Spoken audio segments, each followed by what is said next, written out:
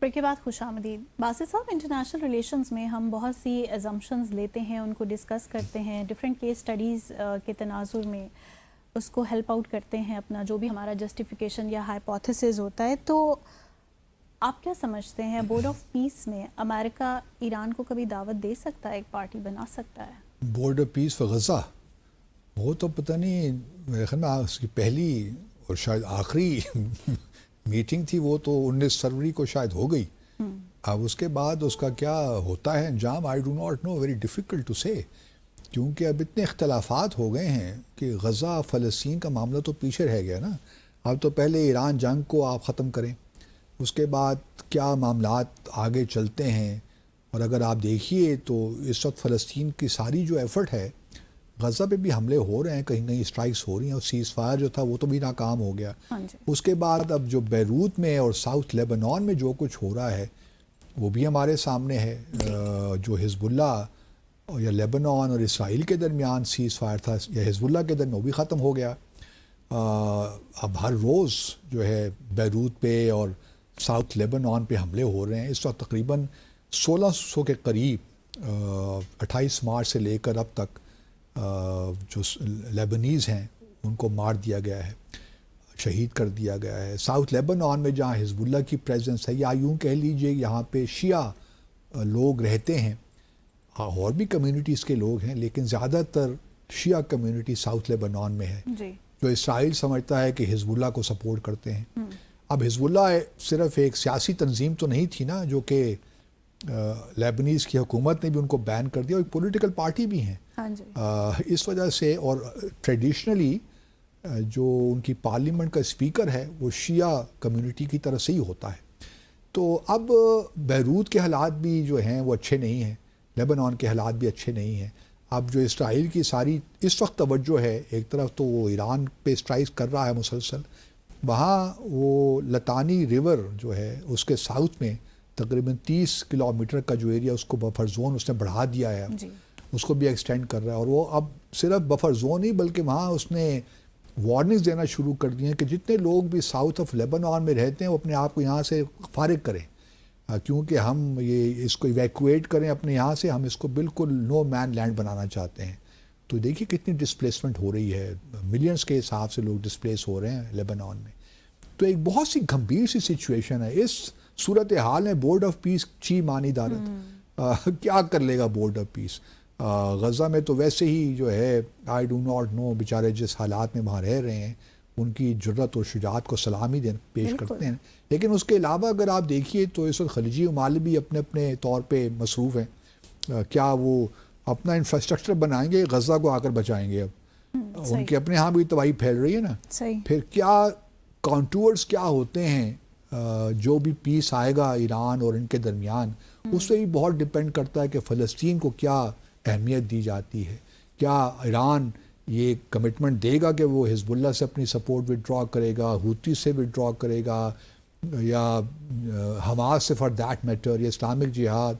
तो ये तमाम वो चीज़ें हैं जिसकी वजह से मुझे नहीं लगता कि बोर्ड ऑफ पीस अब कन्वीन भी होगा। और अगर कन्वीन हो भी जाता है तो जो सऊदी अरब और इमारात के मामलात हैं वो ख़राब हो गए हैं। तो जो एक इस्लामिक फॉरेन, जो 8 फॉरेन मिनिस्टर्स थे, वो भी एक एम्बिवेलेंस का शिकार हैं। गो कि हर आए दिन उनकी एक स्टेटमेंट तो आ जाती है इन 8 फॉरेन मिनिस्टर्स की, खलीजी ममालिक की, इजिप्ट, जॉर्डन, इंडोनेशिया और पाकिस्तान।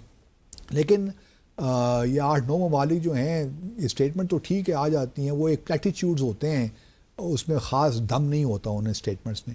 लेकिन अगर आप मुझसे ये पूछें कि गज़ा का जो बोर्ड ऑफ पीस फॉर गज़ा है वो कुछ डिलीवर कर पाएगा, तो आई डाउट वेरी मच। मेरे ख्याल में it has outlived it's utility ना, उसका कोई फ़ायदा नहीं है। आगे चलते हैं थोड़ा सा, क्योंकि सवालात ये भी लोग उठा रहे हैं कि जी इसराइल और अमेरिका पूरे जो है ईरान में तो हमला कर रहा है, लेकिन चाबहार पोर्ट को उसने अभी तक निशाना नहीं बनाया। कुछ लोगों का ये भी ख्याल है कि जो मोदी साहब गए थे इसराइल का जो दौरा करके आए थे 2 दिन पहले, 25-26 मार्च को, तो उसमें शायद फरवरी, सॉरी नॉट मार्च, 28 फरवरी को ये जंग शुरू हुई थी ना, तो उससे पहले 2 दिन पहले प्राइम मिनिस्टर मोदी इसराइल में थे। تو انہوں نے ایک کمٹمنٹ یہ لی تھی کہ جی چابہار پورٹ کو کچھ مت کہیے کیونکہ ہماری وہاں پہ کافی انویسٹمنٹ ہے 120-150 ملین ڈالر کی، اور یہ مستقبل میں چونکہ چابہار پورٹ نے بڑا امپورٹنٹ رول پلے کرنا ہے، جو international north south transport corridor ہے وہ جو ہے نا یورو ایشیا والا، جو سینٹ پیٹرز برگ کو ممبئی سے یا بھارت سے ملائے گا، تو اس میں چابہار ایک بڑا امپورٹنٹ رول پلے کرے گا.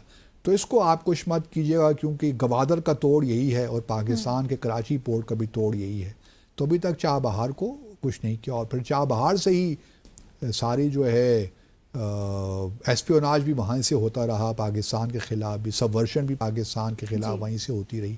تو شاید اس لیے کچھ لوگوں کی خیال یہی ہے، تھیری یہی ہے کہ اس وجہ سے چابہار کو اسرائیل نے ابھی ہاتھ نہیں لگایا، اس کو نشانہ نہیں بنایا، کیونکہ مودی صاحب نے، بھارت نے، اگر ویسا ہے تو بھارت کی بڑی کامیابی ہے کہ اسرائیل کو انہوں نے ایک لحاظ سے روکا ہوا ہے یہاں پہ حملہ نہ کرنے پہ.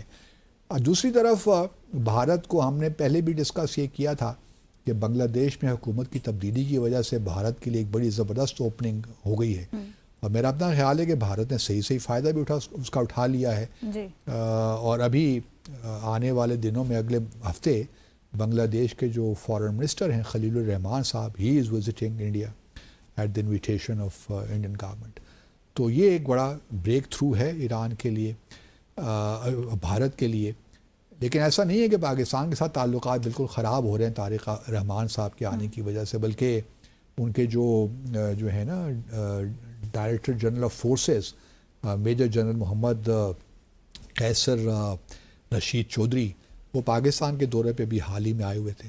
لیکن یہ پہلے پاکستان آنے سے پہلے یہ بھارت بھی گئے تھے. جو پہلا وزٹ بھارت کا ہوا تھا وہ چودھری صاحب ہی کا تھا، میجر جنرل چودھری صاحب. تو دونوں طرف معاملات ٹھیک چل رہے ہیں. اور ابھی بلکہ خلیل الرحمان صاحب تو ترکیے کا دورہ بھی کر کے آئے ہوئے ہیں نا، وہاں بھی چلے گئے تھے. تو آئی ایم شیور کہ Bangladesh is playing its cards very very well. وہ یہ نہیں ہے کہ اگر بھارت کے ساتھ تعلقات کو ٹھیک کر رہے ہیں جو خراب ہو گئے تھے انٹرم گورنمنٹ کے دوران، اس کا ہرگز یہ مطلب ہمیں کم از کم نہیں لینا چاہیے. پاکستان میں ہم لوگ بڑے سوچتے ہیں نا بلیک اینڈ وائٹ طریقے سے کہ بس ادھر اگر ہو گیا تو بس پاکستان کا تعلقات خراب.